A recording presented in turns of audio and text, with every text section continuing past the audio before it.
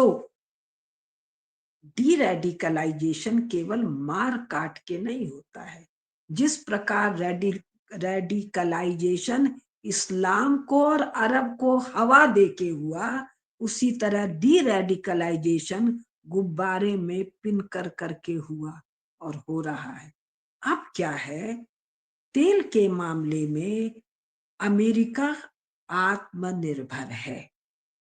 Ukraine की लड़ाई के पहले रूस यूरोप को सप्लाई कर रहा था, और ये जो पूरा क्षेत्र है, मैंने कहीं पढ़ा, अगर मुझे सही याद है, तो 1/3 पेट्रोल देता है शायद, और 1/10वां हिस्सा गैस देता है, इफ आई एम करेक्ट। अभी 2-4 दिन पहले कहीं पढ़ा था, आंकड़े आप लोग थोड़ा ठीक कर लीजिएगा, लेकिन फ्रैक्शन है। तो अब जब तुम्हारे तेल की जरूरत नहीं है, तो तुम्हारा हम क्या करें? हम मतलब euro American block, Christian church वाला ब्लॉक, चर्च वाले ब्लॉक जो है वो अपनी ही स्त्रियों को बूचर करता है, अपने ही बच्चों को बूचर करता है, अपने ही डिसिडेंट ग्रुप्स को स्टेक पर धीमी आग में जलाता है। तो वो तुम्हारा क्या करेगा भाई? उसको तुम्हारी जरूरत नहीं है। तो वो कहते हैं कि अब आप कृपा करके सिमट जाइए। क्यों सिमट जाइए? एक कारण और है डी रेडिकलाइजेशन का। वो कारण है, थोड़ा अलग हम आ रहे हैं, फिर जा रहे हैं एंगस मेडिसन पर। 73 से 98 का जो क्वार्टर है, 20वीं शताब्दी का क्वार्टर, मतलब आखिरी चौथाई, 25 साल, आखिर वाला 25 साल, उसमें यूरो अमेरिकन ब्लॉक की रेट ऑफ ग्रोथ गिर रही है मतलब पहले अगर 4% है, 5% है, तो अब 2.5% है, 1.5% है, और रूस की तो निगेटिव है। तो 98 से लेके 2020 तक मामला क्या है? और नीचे आ रही है, जीरो हो रही है, माइनस हो रही है। और क्या हो रहा है? इस चर्च वाले लोगों का ये थोड़ा हल्का होता है। तो पहले 10-10, 15-15 बच्चे पैदा कर रहे थे। क्यों पैदा कर रहे थे? उस चर्च ने कहा स्त्री पुरुष सेक्सुअल इंटरैक्शन यदि होगा तो वुमन को बच्चे तो पैदा होंगे, और एबॉर्शन भी नहीं होगा, और दुनिया भर का झंझट है। तो बच्चे बड़े थे। अब सेकेंड वर्ल्ड वॉर खत्म होते होते वहां पिल आ गया। पिल मतलब गर्भ निरोधक गोली आ गया, साथ में कंडोम आ गया, साथ में और भी अन्य गर्भ निरोधक उपाय आ गए।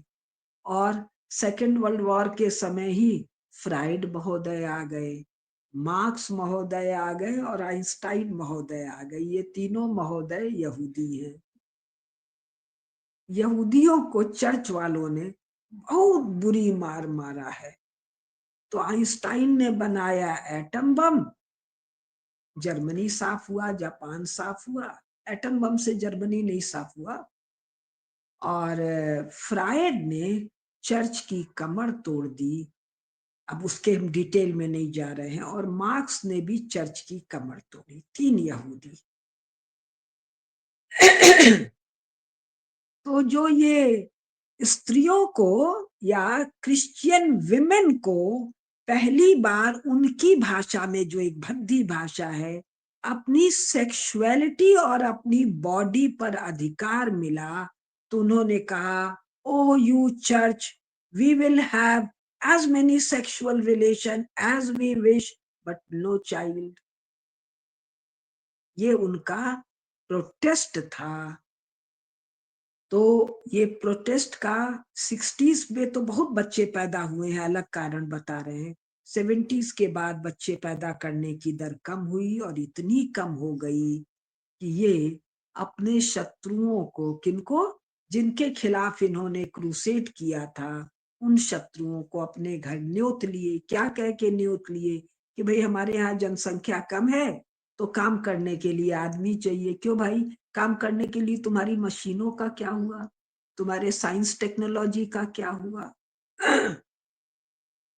तो जो रेट ऑफ ग्रोथ 73 से 98 तक गिरती गई, वो 98 के बाद भी लगातार गिरती गई, जनसंख्या दर गिरती गई, भयंकर प्रकार के social, economic, financial, legal turmoil होते गए, स्पिरिचुअल टर्मोइल है ही है।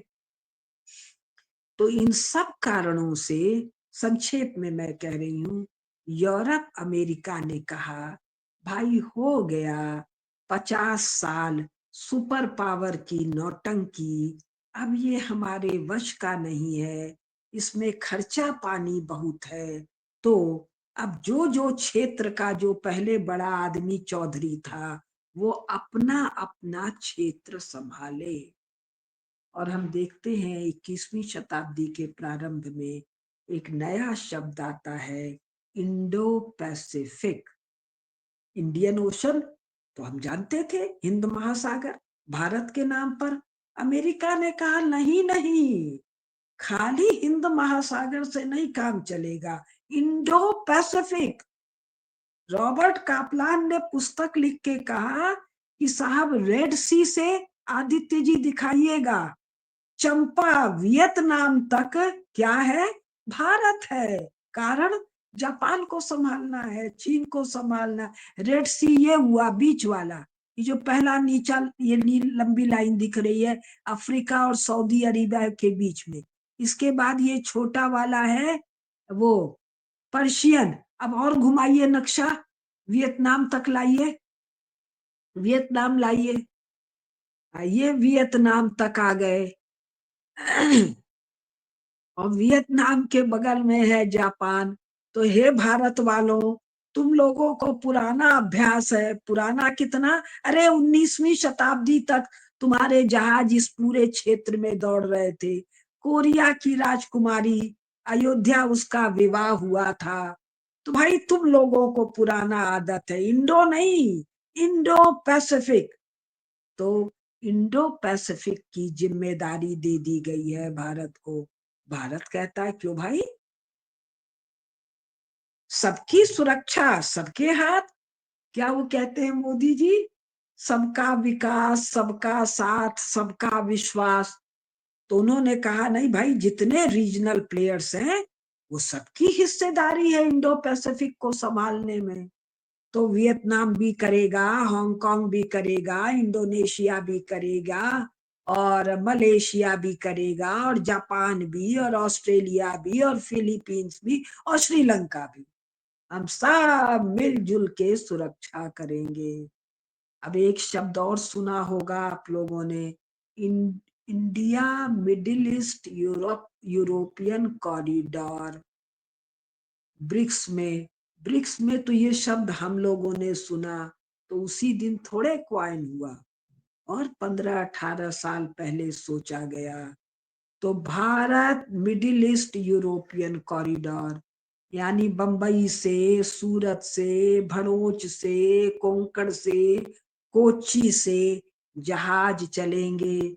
जहाज जाके ये पर्शियन गल्फ, जो वस्तुतः क्या है, सिंध सिंध सागर है, क्योंकि वहां सिंधु नदी का मुहाना है। तो सिंधु सागर में जाएंगे, फिर ये जिसको अरब कह रहे हैं यहाँ पर उतरेंगे। अब ऊंट ऊंट से नहीं, अब रेलगाड़ी चलेगी रेगिस्तान में, वो भारत बनाएगा। फिर वो जाके हाइफा पोर्ट से मेडिटेरियन में आएंगे, भूमध्य सागर में आएंगे, और भूमध्य सागर से यूरोप।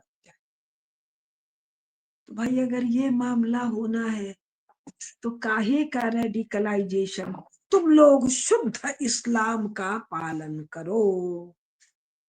शुद्ध इस्लाम क्या है, जो कुछ रसूल पैगंबर मोहम्मद करते थे, जिसको क्या कहते हैं हदीस में जिसका वर्णन है, उसका तुम पालन करो।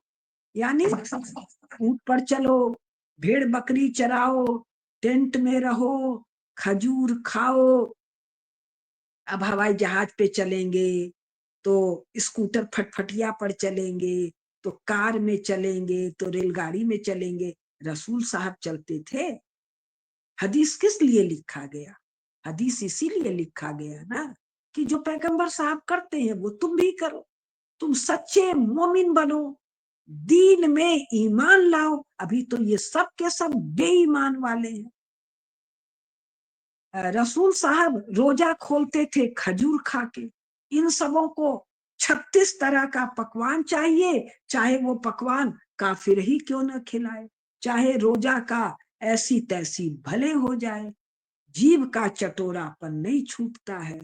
तो डी रेडिकलाइजेशन के अनेक प्रकार है। उसका एक नन्हा प्रकार है सरकारें गिरना। तो भैया इस पर काहे छाती पीट के कलप रहे हो जी? 50 साल बाप बेटे को राज करना चाहिए। और जहां तक मेरा ध्यान है, सीरिया की जनसंख्या कितना है Aditya ji? 8 3 million, crore 8 million, 8 million होगा, 8 मिलियन, 80 लाख। 80 लाख की। हाँ, तो 5-7 लाख को तो तड़पा तड़पा के मारे हैं बाप बेटे। अभी 5-7 जेल में मारे हैं, बाहर मारे हैं, भूखमरी से मारे हैं, करंट दे के मारे हैं, नहीं, भगा के मारे हैं। 22 आईएस ने 22 मारा मिलियन, है। 22 मिलियन। 22 मिलियन। हाँ, तो 22 मिलियन। नहीं भाई, इतना नहीं होना चाहिए, जो भी हो। अभी तो भाग गए आंकड़े लोग, मेरे तो से कम होंगे। हाँ, आंकड़े मेरे से मत सुनिए, क्योंकि बिना पुस्तक के मैं आंकड़े नहीं बोल पाती हूँ, गड़बड़ हो जाता है मेरा। तो ऐसा मतलब 23 उनकी मिलियन कुल दिखा था। जनसंख्या का एक बड़ा हिस्सा इन लोगों ने तड़पा तड़पा के मारा है। उस रेजीम के गिरने पर छाती काहे कूट रहे हो भाई? ये इजराइल ने गाजा में तो कुछ हजार मारे हैं ना, तड़पा तड़पा के नहीं मारे हैं। हाँ। दुनिया भर में तुम छाती कूट लिए। तुम मतलब ये मियाँ लोग, मुनाफिक और मुशरिक लोग, और उनके भाई बंद वोक और लेफ्टिस्ट लोग। और सीरिया में जो मारा तब तो छाती नहीं कूटे। इराक में मारा सद्दाम हुसैन और उसके पहले वालों ने, तब तो तुमने छाती नहीं कूटा। इराक में आयतुल्ला खोमैनी और उसके पहले वालों ने जो मारा, उस पर तुमने छाती नहीं कूटा। स्त्रियों की छाती काट लेते हो। छोड़ो, गंदगी में मेरा मन नहीं है। दूध पीने को नहीं है, पीने को पानी नहीं है, दवाई नहीं है, अस्पताल नहीं है। भूखमरी इस क्षेत्र का इतना अधिक पैसा है, और उसके साथ भूखमरी भी इस क्षेत्र का है। कभी कहिएगा तो मैं अपनी किताबें लेके बैठूंगी, तो सारे आंकड़ों सहित इनके भूखमरी कंगाली की कथा सुना दूंगी। तो ऐसे रिजीम को रख के क्या करना?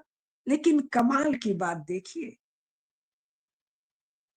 कि रेजिम चेंज किसके द्वारा हुआ है? आईएस के द्वारा।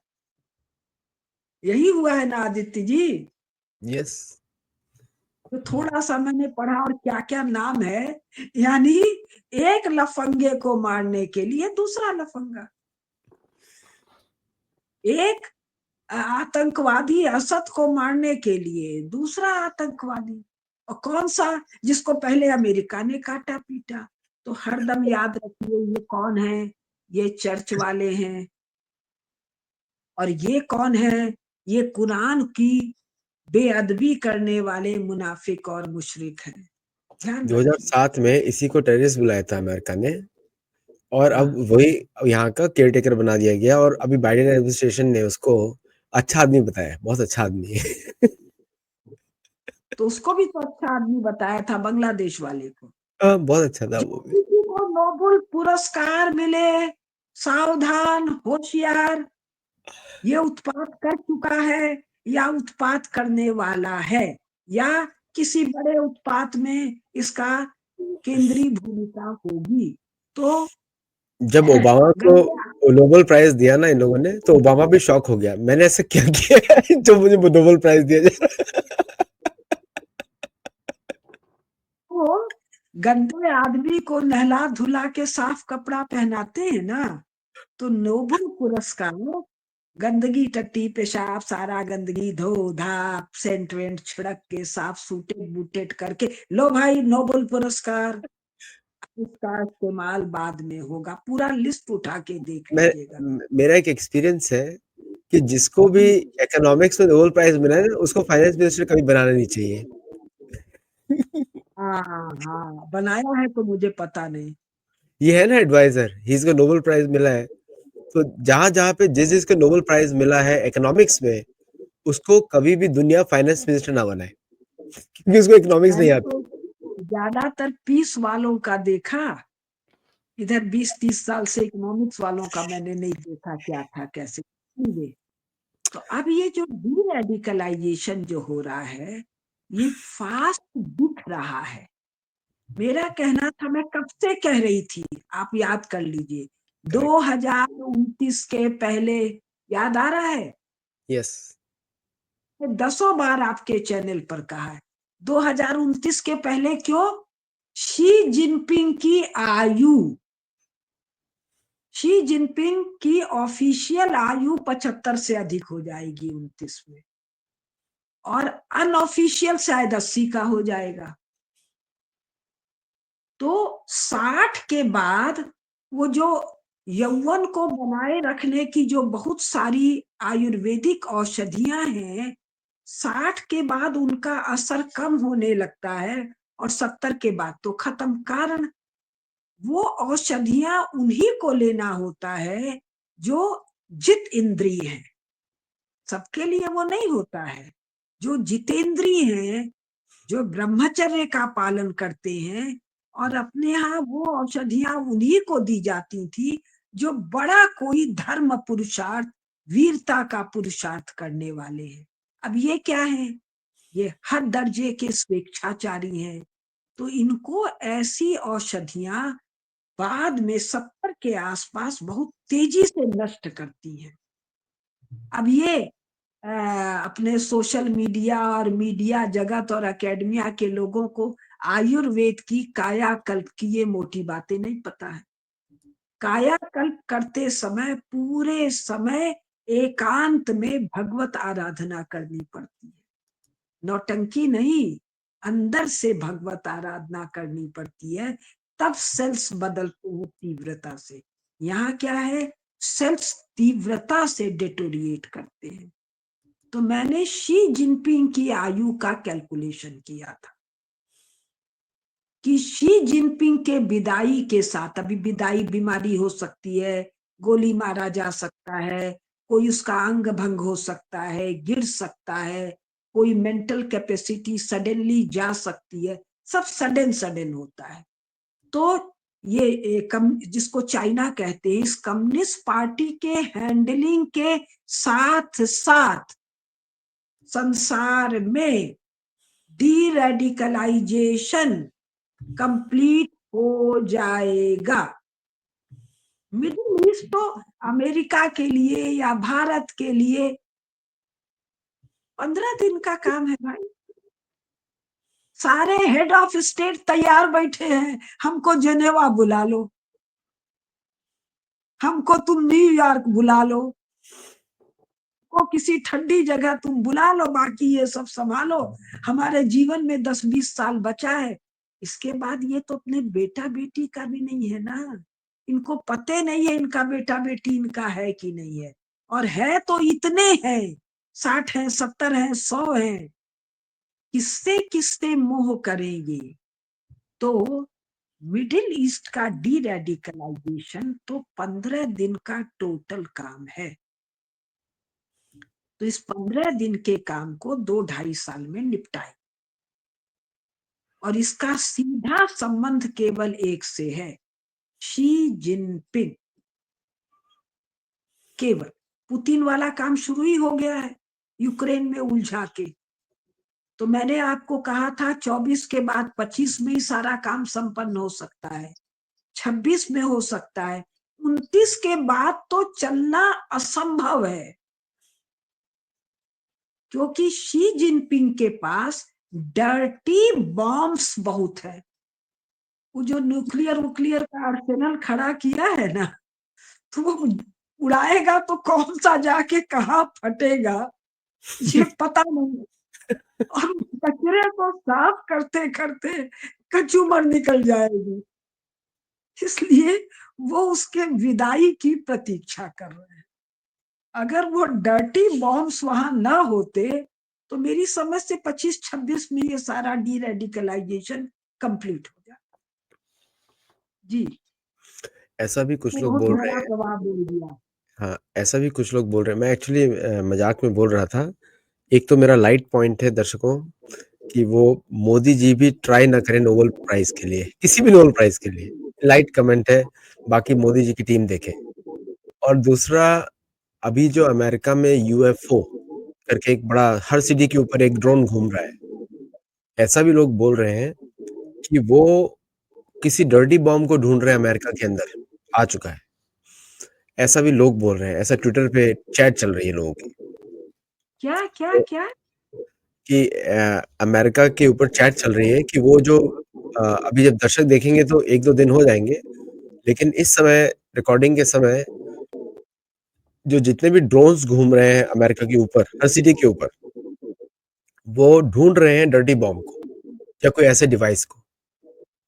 अच्छा। हम्म। ओहो। तो हाँ। जब तक दर्शक लोग वीडियो देखेंगे, क्योंकि हम लोग संडे को रिकॉर्ड कर रहे हैं, जब तक दर्शक देखेंगे ये वीडियो तब तक वो शायद उन लोगों को कुछ आंसर्स मिल जाएगा। लेकिन this is what the tweet x पे जो चैट चल रही है वो बता रही है। तो अब मैं अपनी बात कंक्लूड कर दूं। हाँ, आपने जो डर्टी बॉम्ब बताया, चाइना के पास बहुत सारे डर्टी बॉम्ब है। तो तो डर्टी बॉम्ब इसलिए है, क्लीन बॉम्ब बनाने का सहूर नहीं है ना, तो क्लीन बॉम्ब बनाने के चक्कर में डर्टी बॉम्ब नाम है, वस्तुतः अधकचरा बॉम्ब। उठाए तो फट गया, उड़ाए तो फट गया, कहीं गिरा तो फट गया। अब यूरोप वालों को है कि भैया इतना कचरा साफ करने का हम में दम नहीं है, विदा हो तो इकट्ठा करके बहुत भारी भारी गड्ढे बनवा रखा है, उसी में धरेंगे डिफ्यूज डिफ्यूज करके। तो डर्टी बॉम्ब का मतलब गंदा बॉम्ब मत समझ लीजिएगा, अधकचरा अच्छा, जो उसका पटाखे नहीं होते। हाँ, हाँ, मैं समझ गया, मैं आपका समझ गया कि जो आप चले तो ना। समझ ही गए, हाँ, श्रोता लोग को बता दूं, क्योंकि चीन के बारे में रेडिकलाइजेशन का भी हवा बनाया जाता है और डी रेडिकलाइजेशन का भी। चीन ये है, इसका भी हवा बनाया गया है। अब एक दिन आप ही के शो पर करेंगे चीन की असलियत को लेके। बहुत मैटर मेरे को मिल गया, बहुत गजब मैटर मिला है। थोड़ा लॉट आउट नागालैंड से तब करूंगी। तो अब वो सब पब्लिक डोमेन में मेरी समझ से साल भर के अंदर आ जाएगा। मैंने भी पब्लिक डोमेन से ही उठाया है, लेकिन बहुत पॉपुलर हो जाएगा साल भर में। तो शी जिनपिंग की विदाई के साथ, अब विदाई कैसी होगी ये केवल विधाता जानते हैं। अमेरिका सब शांति से बैठे हैं, भीतर घुस के खुड़पेच कर रहे हैं। मैंने कोई 20 साल पुरानी पुस्तक पढ़ी, 20 साल पुरानी या 25 साल, हम उसका डेट आप लोग के यहाँ दिखाएंगे, पॉलिटिकल ज्योग्राफी ऑफ चाइना इस किताब का। उसमें कहा है सोशल अनरेस्ट से चाइना का डिसइंटीग्रेशन होगा।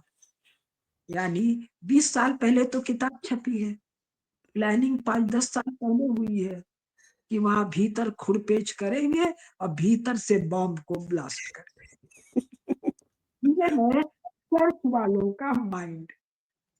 वहां होते ना कहीं पर कि सीधा एक सलाख कोई चीज डालो तो वहां से निकलेगा तो टेढ़ा होके निकलेगा। तो चर्च का जो माइंड है वो बेचारा हरदम टेढ़ा मेढ़ा ऐसे ऐसे चलता है। तो डी रेडिकलाइजेशन तय है 29 के बहुत पहले, ये हो सकता है 25 में संपन्न हो जाए। और जब संसार में, एक चीज और कहना चाहती हूँ, और जब संसार से उखड़ जाएगा, मेरे भाषणों पर मैं बहुत टिप्पणियां पढ़ती हूँ। आप मिडिल ईस्ट तो बहुत बताती हैं, भारत में क्या और बांग्लादेश में क्या और मोदी जी ऐसा कर रहे हैं और मोदी जी वैसा कर रहे हैं, ये सब पतली पतली डालियां और पत्ते हैं। जब तक जड़ से नहीं उखाड़ेंगे, डाली काटने और पत्ता काटने से गाड़ी नहीं मामला नहीं सुलझता है। ये और एक बात में से उखड़ेगा। एक बात में और मैं आपकी मिडिल ऐड जी जी जी, आप कहिए, आप कहिए। पहले कंप्लीट करिए, अन्य भूल जाएंगे आप प्लीज। मिडिल ईस्ट से उखड़ने के बाद भी ये सब साल 2 साल भारत में नजर आएंगे। मैं बागवानी खेती बड़ा करती हूँ, पेड़ को उखाड़ दीजिए, जमीन पर रख दीजिए, पत्ता सूखने में 2 4 5 दिन लगता है। कई वृक्षों में तो फूल सूखने में 2 3 दिन लग जाता है, और डाली और पेड़ सूखने में और 2 4 5 महीना लगता है। तो जड़ से ये उखड़ रहा है, उखड़ नहीं रहा है। उखड़ तो ये सब स्वयं गए थे। दीन का रास्ता तो इन्होंने स्वयं छोड़ दिया। मुनाफिक मुशरिक ये बन चुके हैं। अल्लाह ताला के खिलाफ इन सबों ने हदूद गुनाह मतलब सैकड़ों साल तक कर दिया है। अब केवल डाल पात सूखने की बात है। इसको जिंदा रखा था चर्च वाले यूरोपियन टेढ़ी खोपड़ी ने, तेल के लिए। अब तेल का जरूरत नहीं है। और दूसरा रखा था रशिया से निपटने के लिए, कम्युनिज्म से, वो भी ढह गया किला। तो अब ये अपनी स्वाभाविक गति को, मुक्ति को, स्वाभाविक स्वरूप को प्राप्त कर जाएगा। टेंट में रहेगा, ऊंट में चलेगा, खजूर खाएगा, कभी कभी नहाएगा, सब स्वाभाविक। तो भारत के मुनाफिक और मुशरिक तरह तरह के नौटंकी कर करके वो भी अपने मूल स्वरूप को प्राप्त हो जाएंगे। जी, मैं ऐसे ही देख रही हूँ बड़ी स्पष्टता से। ये बहुत ही डीप आपने एनालाइज किया इसको, क्योंकि शायद ये इस तरह की बात कहीं है भी नहीं चैनल्स पे। मैंने तो नहीं सुनी। मैंने भी नहीं सुनी। आपके चैनल पर आने के पहले मैं थोड़ा वेल इन्फॉर्म्ड होने के चक्कर में 4 5 मुख्य लोगों को सुन लेती हूँ कि भाई कुछ ऐसा तो नहीं है जो मुझसे छूट रहा हो। तो देखती हूँ एकदम सतह पे बात हो रही। एक्चुअली कम आपकी से वजह कम से 50 साल का तो अध्ययन करो। ये अपने लोग का टाइम का सेकंड में फर्क हो जाता है, तो मैं बोल पड़ती हूँ। नहीं, एक्चुअली एक रिकॉर्डिंग में शायद दर्शकों को दिखे बैकग्राउंड नॉइज़ भी काफ़ी आ रहा है। उसका रीज़न मुझे पता नहीं। अच्छा, मैं एक इसमें आपको एक पॉइंट ऐड करने वाला था वहाँ पे, कि ये जो दर्शकों के लिए जो आप डर्टी बॉम्ब जो बोल रहे थे, गंदा बम, वो एक्चुअली गंदा ही बोल रही थी। कोई उनका न्यूक्लियर डिवाइस या डब्ल्यूएमडी से कोई रिश्ता, उसका कनेक्शन नहीं है, करेक्शन के लिए। दूसरा, ये जो आप बता रहे हैं कि चीन से कनेक्शन है इन सब का, एक्चुअली अमेरिकन आकाओं ने इनको एक तरीके से, वो थक गए हैं अमेरिकन आका और ये लोग, इन्होंने पैसा बचा नहीं है। और the cost of oil extraction from Syria is very high, और इन सब देशों से, क्योंकि पूरा मिलिट्री अप्लाई करना पड़ता है, so the cost is always high for America. तो इसीलिए America is going towards non non oil from no oil purchase from Middle East. तो इसकी वजह से भी इनका थोड़ा दब रहा है, मुझे एक्चुअली साफ दिख रहा है if I look at the data. और भारत है इस समय दुनिया का सबसे बड़ा ऑयल एक्सपोर्टर बन चुके हैं, हाँ, बिकॉज रशिया से ऑयल लेके रिफाइन करके यूरोप को बेच रहे हैं और अमेरिका को बेच रहे हैं। So India is one of the कमाल टॉप। की बात है। कमाल की बात है ये। मोदी जी कोई भी चीज का विज्ञापन नहीं करते हैं, सब कुछ शांति से करते हैं। अभी देखिए कितना बांग्लादेश पे लोगों ने बवाल मचाया। अभी सडनली अराकान आर्मी ने बांग्लादेश का चिट्टागोंग का पूरा एरिया कैप्चर कर लिया है। अच्छा, ये बुद्धिस्ट कब आर्मी, हुआ? मैंने ये 1 दिन पहले हुआ, 2 दिन पहले हुआ। सब लोग चुप बैठे ओके। हुए थे। और हाँ, क्योंकि मैंने ही सबसे पहले बोला था गायत्री जी के चैनल पे कि कुछ बड़ा प्लान हो रहा है, क्योंकि मुझे थोड़ा आइडिया था इधर का। मैं फॉलो तो बहुत करता हूँ लेकिन बोलता नहीं हूँ क्योंकि वो मेरे टॉपिक्स नहीं है। मेरे जी टॉपिक्स तो सनातन धर्म के विषयों पे रहते हैं, इसलिए मैं बोलता नहीं हूँ, लेकिन मैं फॉलो करता हूँ। तो मैंने वो देखा कि military columns moving towards border Burmese army के, म्यांमार आर्मी के। तो मुझे ऐसा लगा कि म्यांमार आर्मी या म्यांमार रेबल्स जो चाइना सपोर्टेड है, why did they move towards Bangladesh?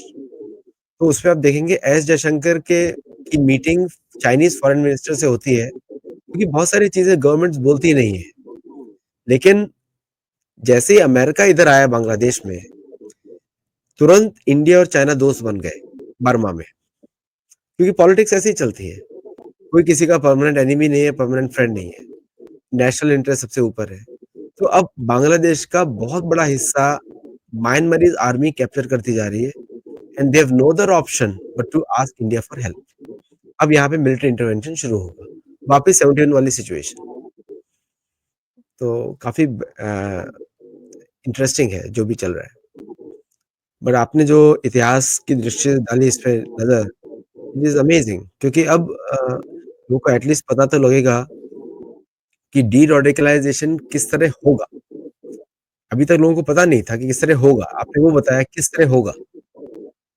और 25-26 मैक्सिमम 29, ये आपकी पहले की भी प्रेडिक्शन है 29 की। हाँ, कारण मेरे को लग रहा था रेट ऑफ ग्रोथ को देखकर कि कितना लंबा सरदर्द खींचेंगे, निपटा देंगे। तेल वाला काम था वो निपट गया, चीन वाला काम निपटाना था वो कोरोना के समय दिखने लग गया कि अब निपटेगा। 19-20 में ही मुझे लगता है मैं आपके चैनल पर आई हूँ 2022 से, 22 अगस्त सितंबर से, और 20 में मेरे अंदाज बैठने लग गया था कि अब ये शी जिनपिंग के साथ मामला निपट जाएगा, इट्स ओवर। मुझे लगता है कि आपके शोज एस्ट्रोलॉजर्स भी ढूंढ रहे हैं, देख रहे हैं, क्योंकि सबकी स्टोरी एक जैसी हो गई है।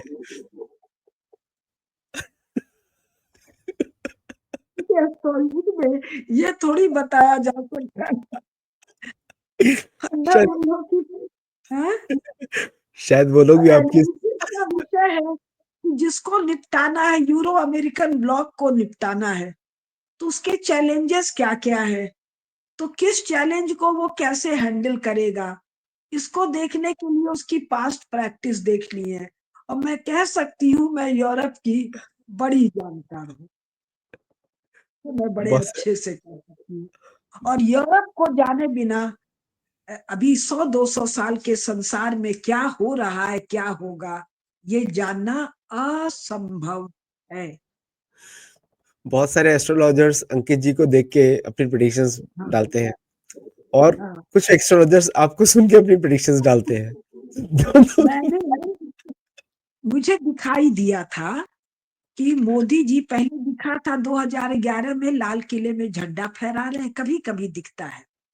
और मुझे याद है मैं गोवा में थी 2018 में, मुझे दिखा कि ये 5 टर्म 5 बार प्रधानमंत्री की शपथ लेंगे। तो मैंने कहा 25 साल, तो मन में भाव आए 22 22 22। ये तो मैंने पंकज जी को कहा लगता है 5वां टर्म कंप्लीट नहीं होगा, ऐसा लगता है। उस समय दूसरे टर्म की भविष्यवाणी नहीं हो रही थी, 19 हारेंगे, और अब धीरे धीरे 4 तक लोग आ गए हैं, 5वें पर अभी कोई नहीं आया है। कुछ लोग बोल रहे हैं 27 तक, एस्ट्रोलॉजर 27 पे है, 27 2027। नहीं, मैं क्या कह रही, 14 34 36, 36। 1936, 2036 तक तो अवश्य है, उसके बाद भी हो सकते हैं, मुझे बस इतना दिखा है। नहीं, एस्ट्रोलॉजर्स को मैं बोल रहा हूँ कि आप 2027 तक पहुंचे हैं, थोड़ा 9 साल कहीं से ऐड करिए, कहीं से दिखाकर, तो देखते हैं पहुंचते हैं कि नहीं 36 तक। चलिए, एस्ट्रोलॉजर्स के लिए चैलेंज हो गया आज। और दर्शकों के जी लिए बोलता जी। हूँ, जम के कमेंट करें, लाइक करें और सब्सक्राइब करें चैनल को। और गुरु दक्षिणा अगर आपको देनी है हाँ हाँ, तो गुरु दक्षिणा मेरी सुन लीजिए, हर बार याद दिलाऊंगी। अगर मुझे सुन रहे हैं, अच्छा लगे या ना लगे, बटन दबाने में आपके घर से कुछ नहीं जाता है। 1 घंटा बोलने के लिए 2 घंटा मिनिमम, कई बार 5 घंटा की तैयारी। अपने आदित्य जी का अद्भुत मेहनत और सत्तोलॉजी चैनल के प्रति श्रद्धा के लिए 3 काम।